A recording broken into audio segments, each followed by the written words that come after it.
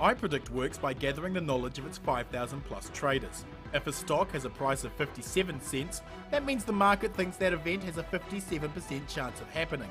If you agree, you buy. If you disagree, you short. And if you're right, you make money. Kia ora, good evening New Zealand. This is day 25 until the country goes to the polls. Welcome to iPredict Election 2011, the most accurate source of political and economic information in New Zealand broadcasting. Our three predictions tonight. Prediction 1. iPredict is predicting the Green Party will have 10.5% of the party vote. Will the Greens finally get the respect they deserve, or will the wimp out curse that has cut their vote each and every election see them falter on election day? Prediction 2. iPredict is saying there is a 14% probability that there will be a Green minister in the next government. The market has factored a green-blue possibility. Has anyone told the Greens? Prediction 3. iPredict is saying Treasury, the Reserve Bank and Bill English are wrong on unemployment. Treasury says 5.8% unemployment for the March 2012 quarter. The Reserve Bank says 5.7%. With a bit of complex mathematics from the iPredict team at Victoria University, iPredict's 5,200 traders say March unemployment will be as high as 6.2%. What does that mean for National's new welfare policy, and what does it mean for next year's tax take? To dissect these predictions, let me introduce tonight's panel. Here's one of the youngest members of Parliament and the only member who manages to really get under Stephen Joyce's skin, Green Party MP Gareth Hughes. And he is NBR's political columnist, moral shepherd of the right, Matthew Hooton. Welcome to you both. We'll also wrap the show with a final prediction, but let's kick things off with tonight's first market prediction. iPredict is picking the Greens to be the big winners of this campaign. Since June, its forecast party vote has been moving up from just 7% in June to peaks of 12% after the Rena disaster. Currently predicting a 10.5% party vote, will the Greens finally get the political respect Bill English recently claimed they deserve? Gareth, the Rena disaster has focused New Zealanders on their environment like never before.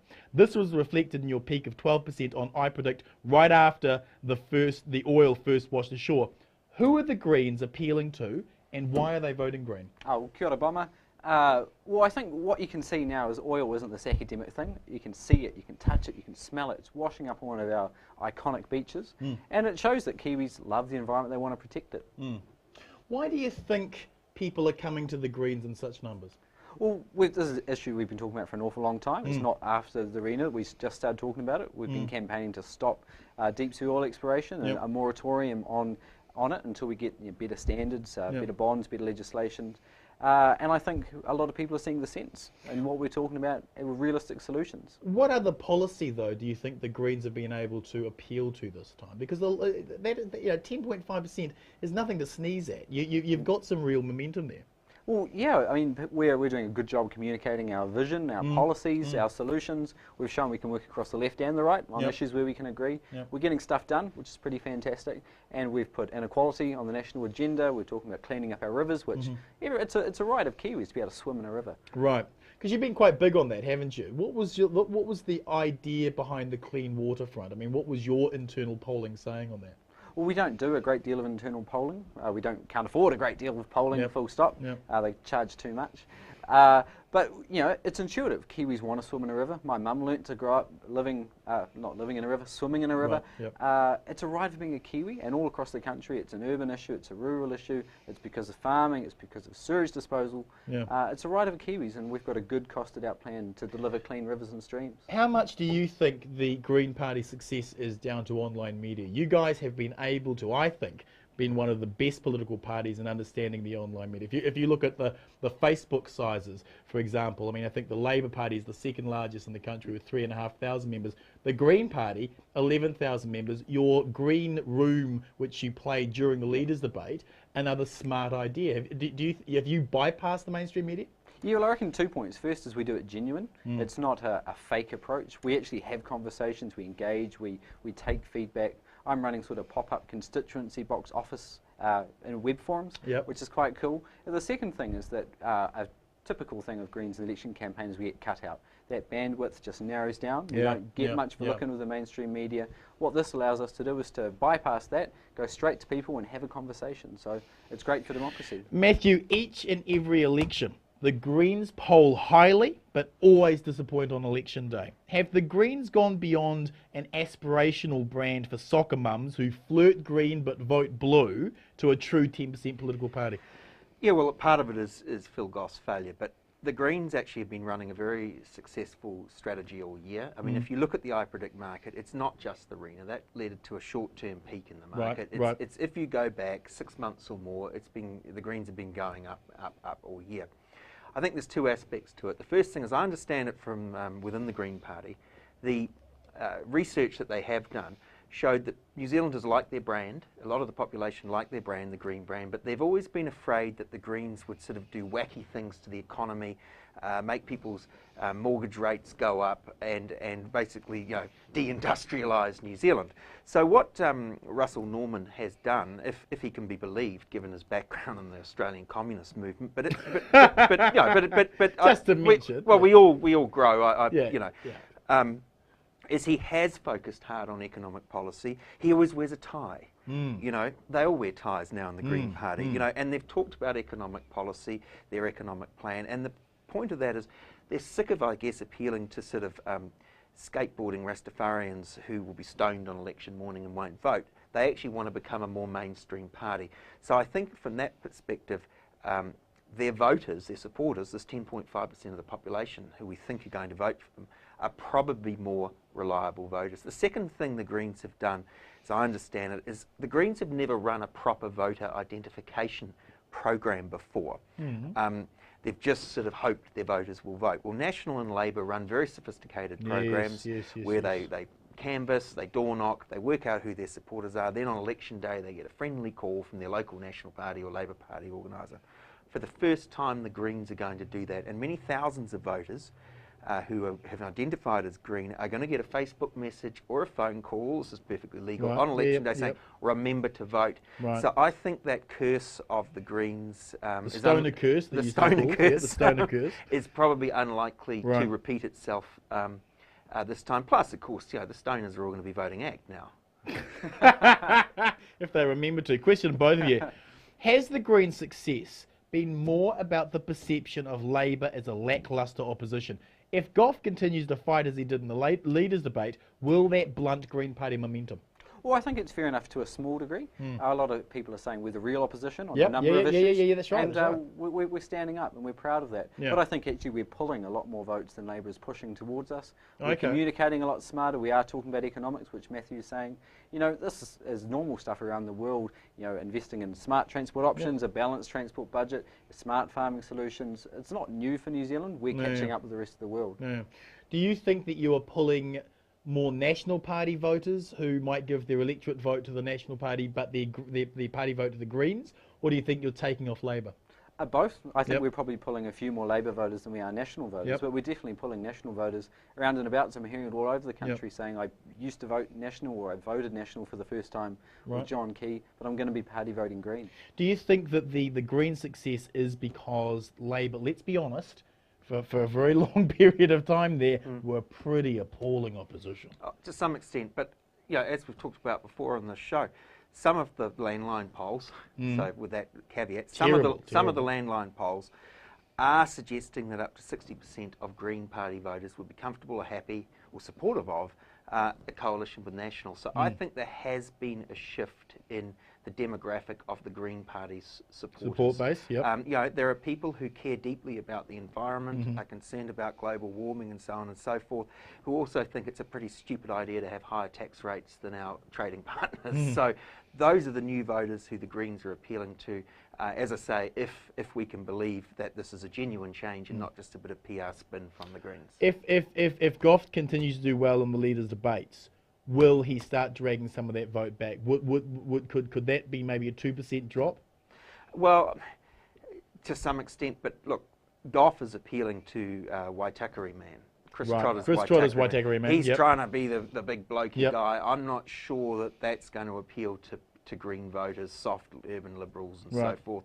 And that's the smart strategy for Labor, because they were, as I'll be talking about later, they were destroyed in South and West Auckland. Oh, God. I mean, Labor's performance in West Auckland last election was diabolical. Things aren't looking up for them.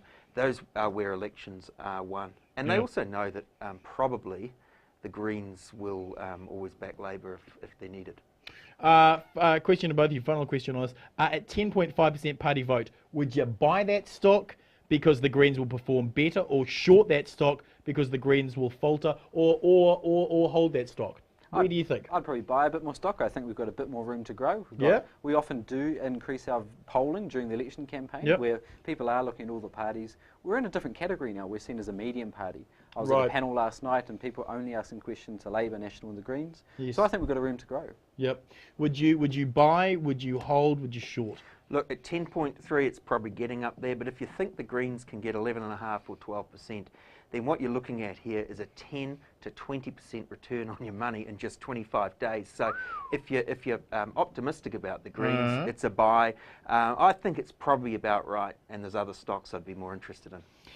Thank you, panel. Let's move on to prediction 2. iPredict is predicting that there is a 14% probability that there will be a Green minister in the next government. The market has factored a green-blue possibility. How possible is it? Gareth, Matthew Hooton last week continued her dance of the 7 hemp veils by flirting with National that a coffee date was possible during the election. Catherine Delahunty threatened to resign if the Greens did enter into government with National. Would you resign as a Green MP if the Greens go beyond coffee flirting? Well, I think coffee flirting's all right. Maybe it'd be a chai tea instead of a long black or something. A latte, soy latte. But what the Greens have done throughout their history is we've actually worked with different governments in different ways. We've actually pioneered new ways of working with other parties. So, for example, we worked with the Labor outside of cabinet, outside of formal ministerial positions with spokespeople roles. Perhaps that is a possibility in the future. There's a huge range of options, from memorandums of understanding, which we have now, through to abstaining on votes, through to a formal confidence in supply. And I think it's right. It's very unlikely we're going to have a formal role propping up a national government. If you did, would you resign? Well, I don't think we're going to get there. Our membership said it's highly unlikely. In fact, I think it's impossible. The amount of dead rats National would have to swallow to have a Greens prop up their government, I think it's just impossible. So I don't even see it as possible. So that no threat that Catherine would resign? Well, I think Catherine would say this herself, that she was caught in an unguarded moment, saying something maybe she regrets now. I just don't think it's possible. We're not going to see us supporting a national government. Matthew, this is the government that wanted to mine conservation land, wants to deep sea drill, has seen poverty increase, handed unprecedented power to the police, undemocratically rammed through more legislation under a misuse of urgency since Roger Douglas. Is that clunking noise the sound of Rod Donald rolling in his grave? The Greens could never cut a deal with National, could they? Well, all the things you've mentioned are true of the Labor Party. It was the Labor Party that mined conservation land at Pike River, with the disastrous consequences of that. The Labor Party, Helen Clark was the best friend of the mining industry and offshore drilling industry New Zealand's ever had. Exports of New Zealand minerals and oil under the Helen Clark regime leapt dramatically. And their hypocrisy on the environment cost them, didn't it? Well. So I don't think that the way you've cast the question is the way the Greens are going to be looking at it. Here's the thing: if National gets 50% of the vote or 50% of the seats, it's not going to become an issue. If ACT is out, it may not become an issue. But I think what might well happen is John Key will be able to form a government with ACT, and there will be the numbers for a national ACT government. And I think there is a possibility, I think the market thinks this, that he will then say to the Green Party, well, it's really over to you, Green Party. There can be a national ACT government, or there can be a national Green government. And take your time over that. We've got till the new year. Parliament's not going to be back till February. So Dr. Norman, Matthew Hooton, and caucus, including Catherine Delahunty, it's up to you. Do you want a national ACT government or a national Green government? And then it'll be interesting to see what Gareth has to say. Yeah, because surely if that's the outcome, and this is certainly one of the risks I pointed out on Tameki, that if by opening the door to John Key, if you're caught in that awful position where he's saying, hey, look, I can either go with ACT and sell all the assets, crazy Don wants to sell everything, or I can go with you and only sell half the assets, that puts the Greens in a terrible position in terms of pressure, doesn't it? Yeah, because it would be great to stop asset sales. It would be great to get a CBD rail link. It would be great to clean up our rivers. The good thing is, though, it's not up to the co-leaders, it's not up to the caucus, it's up to our membership. We're the most democratic party. We'd go to an AGM, we'd put it in front of our 4,000 members. But I think in that scenario that Matthew paints, National could always go to the right with the ACT Party on legislation. So I think in the short term it wouldn't be in our interest. We've learnt from every small party and coalition. Because you'd end up being the new Māori party, right? Gets eaten. It gets eaten alive by the other party. Hone Harawira will be delighted to be hearing this tonight, because that would be the end of the Green Party, because what would then happen is Hone Harawira would say it's the Green Party's fault that we've got a National ACT government. They could have had a National Green government. They chose not to vote mana. So I think that the decision would be more complex than you're making out. I didn't know you had a line directly to Hone Harawira. But that's interesting. That's interesting. Question to both of you. If you as a voter are opposed to the national government and its privatisation agenda, the only way to ensure your vote doesn't inadvertently prop up John Key is not to vote Green, isn't it? Oh, I wouldn't say that. I'd say there's 2 points to that. If John Key is in government in the future, we've shown we can work with him on issues where we can agree. Home insulation, cleaning up toxic sites, the National Cycleway. Good things we can all agree with. But it's highly unlikely, and we've just been honest. We've been upfront with the voters, with our electoral post-election day negotiations. It's highly unlikely we'd work with them. We'd prefer a Labour government to a national government. That's what the market is saying. I mean, what we've got here is it's about 14%. Sometimes it's up to 16%. And you've got a Gough Prime Ministership being rated about 10% probably. Now, obviously, if Phil Gough were to become Prime Minister, he can only become Prime Minister with a coalition with the Greens, so that would definitely go. More than the Greens, he would have to have, obviously, Labour, the Greens, Winston Peters, Hone Harawira, Annette Sykes, John Minto would all have to be great people in that government. So the Greens would have to be part of that government. So what this is saying is there is about a 6% probability of the Greens choosing to be ministers in a John Key government, and that's highly unlikely, which is the Green Party's phrase. Well, let's get into the figures then. At a 14% chance of there being a Green minister in the next government, would you buy that stock because the blue-green love fest is likely, or short it because the Greens are highly unlikely to be tempted by the baubles of power? Your call? You're going to short that? I'd short that. You'd short that. It shows how low it is at the moment, but I think that's highly unlikely, so probably less than 10%. Money to be made there. Are you shorting, holding, or are you saying I'd probably buy it up a little bit. Yeah? You know, it's 14 seems a bit low.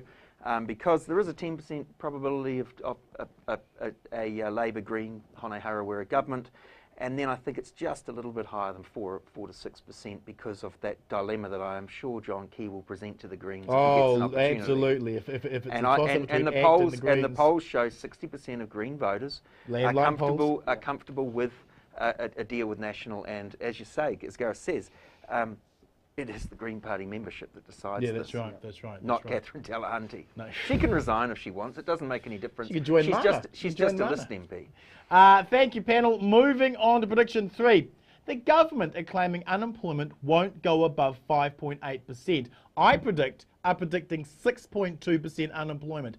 If the government are wrong, where will the jobs be for Paula Bennett's welfare reforms, and what will that mean for the tax take? Matthew, National have recycled their claims of creating 170,000 jobs each and every budget since gaining power. And the less said about the Cycleway's lack of job creation, the better. The market says 6.2% unemployment. How does that impact National's credibility as a good manager of the economy? Well, it is a bit higher than the Treasury forecasts. I mean, not massively higher. Overall, the iPredict market is slightly more pessimistic about the economy than the Treasury and the Reserve Bank. Look, I think that the 170,000 jobs is a big ask. It's a Treasury forecast. The government doesn't get a say over that forecast. It's what the Treasury thinks. It is true, though, I think something like 40 or 50,000 jobs have been created in the last year. So there is some job creation going on. But, you know, I back iPredict over the Treasury, given its record on economic forecasts. Which has been actually a hell of a lot closer. It's actually been on iPredict's been getting these things right. Through the last 5 years it's been around. And, I think that things are just a bit slower in the economy than the Treasury hopes. Right. Gareth, in a 6.2% unemployment environment, where do all the solo mothers, mentally unwell, the sick and the unemployed find jobs in the wake of Paula's welfare cutbacks? Well, they're ghost jobs, as that funny Facebook image says. Yeah. I mean, when we look at that figure, we know for Martyn Pacific it's going to be a lot higher. For young people, it's going to be an awful lot higher. I don't think there's a great deal of confidence out there. We've got double credit downgrades. We've got a very disturbing European financial situation brewing. Yeah, we'll get to that low growth in the US. So I think people are right to be fearful, but I'd love to see 170,000 new jobs. Right, right. Now, of course, the job creation that the Greens are promoting, that is all around sustainable energy, yes? And what is the numbers? Well, there's a green wave happening around the world. In the US, which is suffering a lot of problems. They grew at 15% in the last quarter, green energy, green industry. So we've done the numbers and we found if we could just get 1% of the global green electricity growing market, we'd bring in $8 billion to this country, up to 67,000 jobs, just by 1%, selling our know-how, expertise. You're not talking about trying to export energy from New Zealand. No. What you're talking about is offshore investment, New Zealand companies buying land, setting up wind farms overseas. You're talking about consultants operating internationally. It seems like quite a good idea.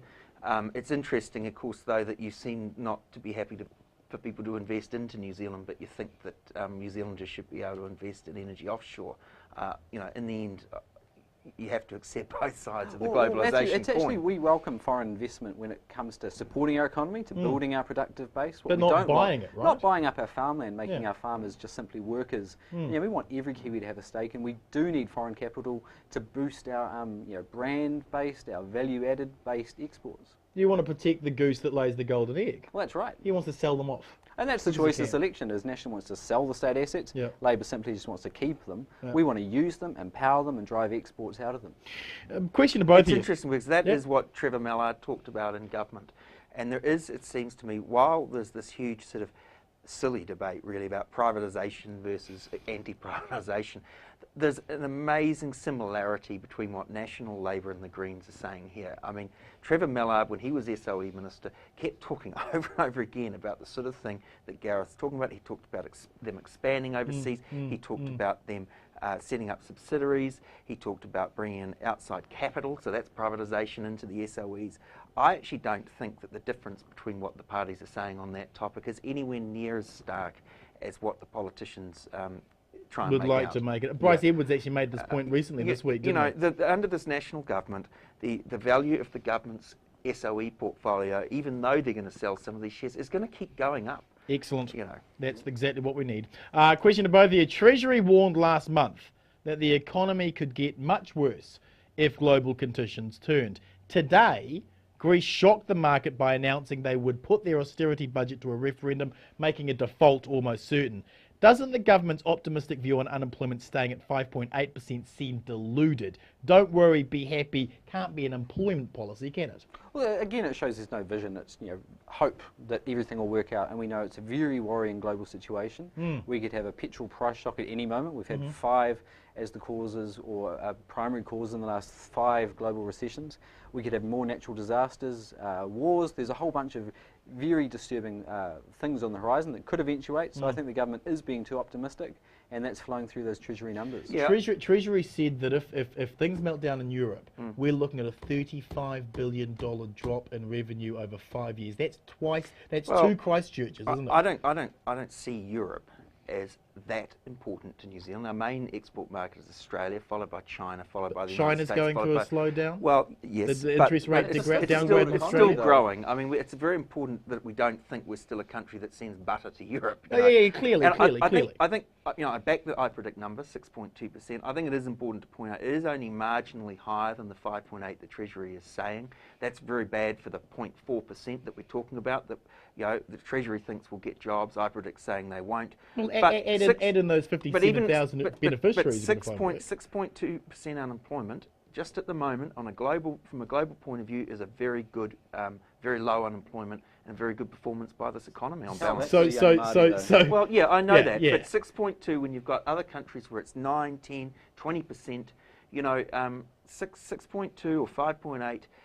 We're sort of doing okay in difficult times. So you're singing "We Don't Know How Lucky We Are"? No, I'm not singing that at all. But I think we have to put a 6.2% outcome into a context of a global financial crisis. But there's also certainly predictions on iPredict suggesting that it could go higher, aren't there?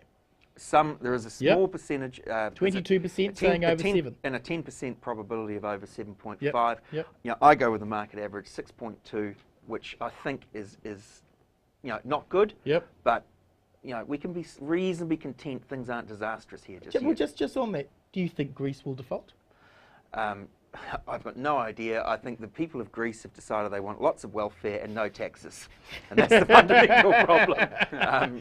But you don't see a meltdown? Well, the voters there don't seem to accept that if you can either have welfare or low taxes. You sort of, I mean, they basically are a society who've decided they don't like paying tax. Okay, quick question, final question to both of you. At 6.2% unemployment, would you buy that stock because you think things will get worse, or would you short that because you think things are going to get better? Oh, I'm going to be an optimist and say we should be selling because I hope we can do better than that. Shorting? You're going to short it? You're going to, okay. What are you going to do? Yeah, hold. I think 6.2 sounds really? about right. Yeah. I think you're both remarkably optimistic. Thank you, panel. Let's wrap the show with final prediction. Matthew, your final prediction tonight is? It's the seat of New Lynn. Yes. And this is an electorate where David Cunliffe, Labour's finance spokesperson, is standing against Tim Grosser, the Trade Minister. That's right, that's right. On election night last time, Tim Grosser beat him on the party vote, which is part of the story of why Labour's doing so bad in West Auckland. Yes. But I think it's going to go quite close. There is only, according to iPredict, a 18% chance that Cunliffe will increase his 4,000 majority. I think Cunliffe is going to suffer a slashed majority. I think it might be 3 figures rather than 4. With all of the media attention Cunliffe has been able to obtain and people talking about him as the leader, are you real? That's what the market's indicating. I am certain he's going to have a slashed majority. I think it could go below 1,000. Tim Grosser has worked hard. David Cunliffe doesn't even live in the electorate. Tim Grosser does. And David Cunliffe is not a popular person. That's a huge call. I completely disagree. Your final prediction. Final. I don't know where you're going with that one. Grosser's final mostly out of the country at the moment, but my prediction is based on the ground intelligence. Yep. Yes. Oh, we like that. In the seat where I'm standing, which is the Haru. Yes. We've got Peter Dunn on iPredict around 80%. Yes, that's right. That's right. Slowly gone up this year as the Prime Minister's, told national voters essentially to not support their candidate who was going for the personal vote. Yep. But I think voters there are tiring of his brand of any way the wind blows politics. Yes. The United Future's polling at 0% consistently. Yes. People are tiring of him. I think now that we know his job is on the line, I think it will go to Charles Chauvel. Who will collect the taxes then? Wow. Without Peter Dunn, who's going to collect the taxes? So you're shorting. You're shorting. I'm on shorting that. for sure. You're I think shorting. it's way overpriced. That's a great call. Thank you, Matthew. Thank you, Gareth. To my final prediction. Finally today, Fairfax Media and Guy and Espiner have admitted something I've been pointing out for 12 months, which is that this election could be closer than their brain fart landline opinion polls have been predicting. The iPredict market has consistently been suggesting a closer election, and I am relishing how the mainstream media will try and explain how wrong they have been on election day. Tomorrow night, I am joined by the editor of New Zealand's largest independent news site, scoop.co.nz, Selwyn Manning, and the first future Māori leader of the National Party, Simon Bridges. Follow me on my Citizen Bomber Twitter and Facebook accounts for all my latest election updates. Thank you for joining us. We'll see you again tomorrow night at 7 p.m. for iPredict Election 2011 exclusively on Stratus TV. Until then, get trading.